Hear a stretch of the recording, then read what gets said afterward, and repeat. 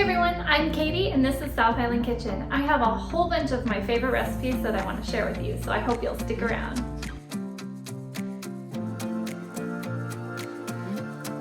Hey everyone, I'm Katie. Welcome back to my channel. Tonight I'm going to make a special recipe for my husband. It was actually an idea that he had that he shared with me, and it's based on a recipe that I've made before. I make a recipe for enchilada meatballs with chorizo sausage, and he loves those meatballs.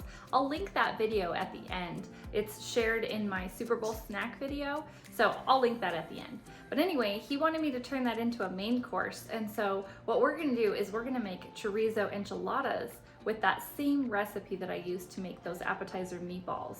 So I think these are gonna be really good. We're also gonna make some Mexican horchata to go with our dinner tonight. And the reason we're doing all this yummy Mexican food is because today, the day I'm filming this video, is actually his birthday. I know by the time you watch this video, it won't be his birthday anymore, but today, the day I'm filming, is his actual birthday. So we're gonna celebrate tonight, have all kinds of yummy Mexican food, and I hope you like this video and this recipe. If you do, please give it a thumbs up, and if you haven't already, please hit that subscribe button down below. It really helps out my channel, and thank you to everyone who has subscribed already. Okay, let's go over all the ingredients you're gonna need for these easy chorizo enchiladas. So I really like this Johnsonville chorizo sausage. Now for the meatballs, I usually just do one package, which is a pound, but for the enchiladas, since I'm going to fill a casserole dish, I'm actually gonna use 2 packages so that we have 2 pounds of chorizo sausage. We're also gonna use our Mexican cheese, some red enchilada sauce. I have mild here. You can do, whatever heat level that you like. We've got some sliced olives and some diced green chilies, and of course the tortillas. And I've got some extra cheddar cheese over here just in case this bag isn't enough, because we like ours really cheesy. Okay, so let's head over to the stove and get started on these enchiladas. And we can't forget, we have to preheat our oven to 350 degrees. I'm gonna go ahead and add our 2 pounds of chorizo sausage to this hot skillet here. And then I gotta peel off the back, this little waxy paper. And I've got my oven preheated to 350, so that's just ready to go. Again, don't forget to take off your little wax paper. And break this all up, and I'm gonna brown this. Drain off any grease that's left behind.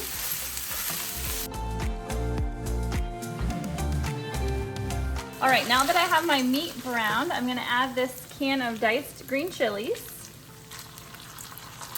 And I'm gonna do about half of this bag of cheese, so about a cup of cheese into the meat. We're gonna stir that all around, and then we'll be able to start filling our tortillas. Okay, our meat is all browned, our cheese has melted, I've drained off all the grease, and now I'm going to just pour a little bit of this red enchilada sauce on the bottom of our casserole pan, and that will help so that the tortillas don't stick to the bottom of the pan. I'm just gonna swirl it all around like that. Okay, let's start filling our tortillas. We're just gonna take our meat, put it in the tortilla, roll them up, and lay them in this casserole dish.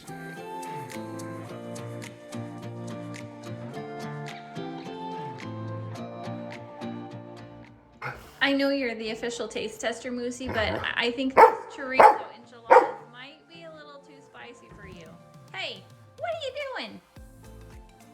Don't be opening up the recycle bin. There's nothing in there for you.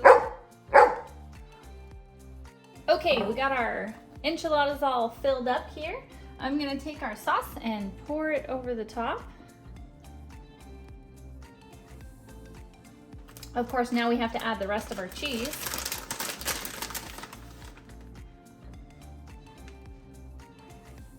And last but not least, let's throw on some olives. Now, I don't like olives personally, but my family does, so I have to put them on there.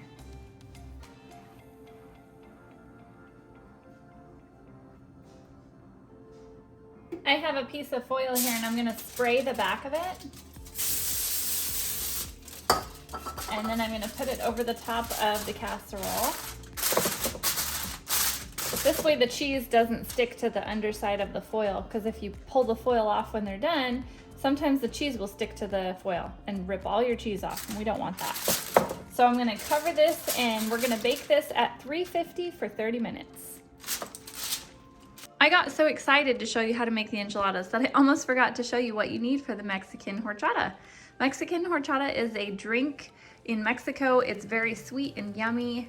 Maybe you've had it before, but I'm gonna show you how to make it at home. It is so good and it's gonna be really yummy served with our enchiladas tonight. So this is what you need. You're gonna get some white rice, sliced almonds, a cinnamon stick, a 12-ounce can of evaporated milk, some vanilla extract, sugar, and some regular milk over here. Now, I wanted to use the unsweetened almond milk, but I don't have any, so I'm just gonna use this 2% milk. But what you're gonna do is grab a bowl and fill it with enough water to cover 1 cup of white rice, half a cup of sliced almonds, and 1 cinnamon stick. So again, just to repeat, that was 1 cup of rice, half a cup of almonds, and 1 cinnamon stick. You're gonna fill the bowl with just enough water to cover all that, cover it with your plastic wrap, and then soak it overnight. I've already done that. I put this in the fridge last night, so I've got it just ready to go tonight.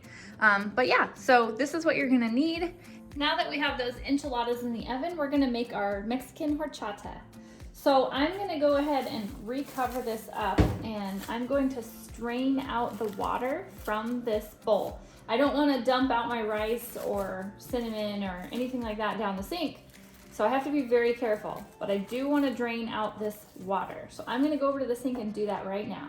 Okay, I've strained out all the water from the rice, almonds, and cinnamon. Now I'm going to take a spoon here, and I'm going to add all of this to the blender.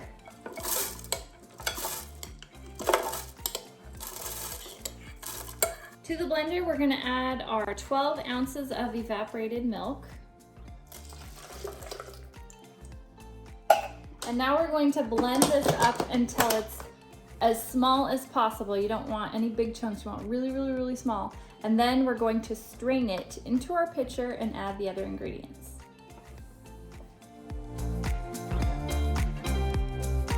Okay, now that we have that all blended, we're going to strain it right here into our pitcher. All right, next we're going to add 1.5 cup of cold milk, 1 liter of very cold water,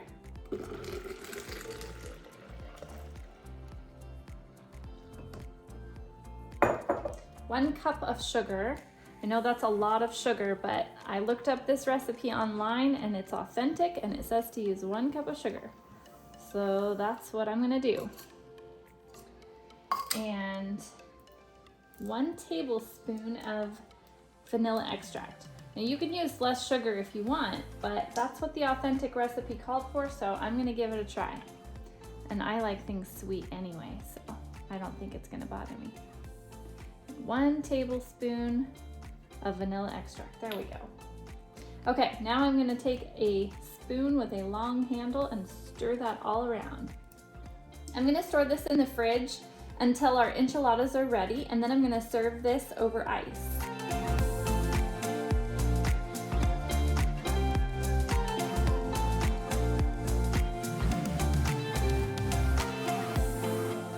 Hey everyone, welcome back to my channel.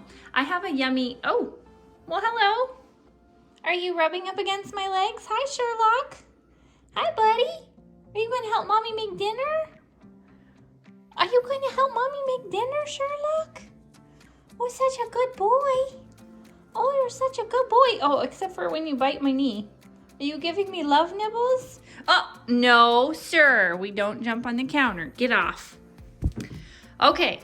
We are going to make some homemade chicken power bowls. Maybe you've heard of these. They're at Taco Bell. They're really yummy, but I thought homemade is always better. So we're gonna make some chicken power bowls at home. So I have some Mexican style Rica-a-Roni, a can of black beans, some Iceburg lettuce. Got to have our fun toppings, our guacamole and salsa. Normally I would also have sour cream, but I just discovered that I'm totally out. So that's kind of disappointing. Some chicken breasts and this McCormick Grill Mates Chipotle pepper marinade mix. This stuff is really good. It's a little spicy, but surprisingly enough, my kids actually ate it and liked it.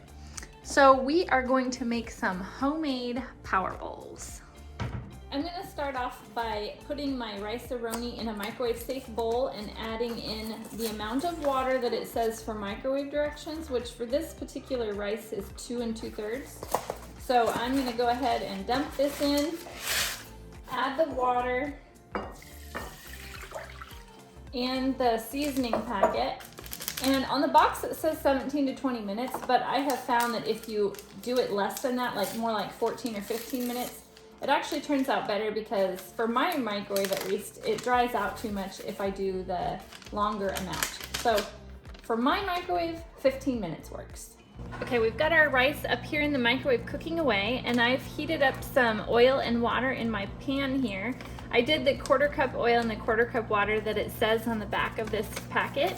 And then I'm just gonna pour this in there and whisk that around and let that start heating up. And then while that's heating up, I'm gonna cut up my chicken into nice little bite-sized pieces.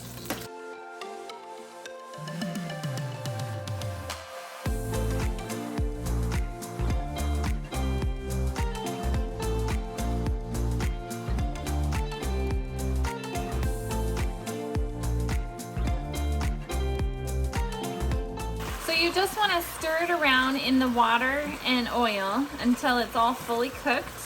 The chicken is white, no longer pink. And cooking it in this little marinade mix really gives it a lot of flavor. I'm going to go ahead and pour these black beans into a microwave safe bowl. And I'm just going to heat them up in the microwave quickly for 3 or 4 minutes until they're nice and hot. So you're going to want to either buy some pre-shredded lettuce, or you can slice your own like I'm doing here. I'm just gonna slice this up, put it in my little salad spinner and wash it and dry it off. And then we'll put our salad together. Okay, so I guess you can do this in any order that you want, but this is how I put together my chicken power bowl. So I'm gonna put some lettuce on the bottom of my bowl, however much you want, and scoop on some rice. Just kind of plop it on there. It doesn't have to be perfect. So it's on there. Some black beans. I'm just using a slotted spoon because I heated them up in their own, juices that were in the can. Sprinkle some chicken on there.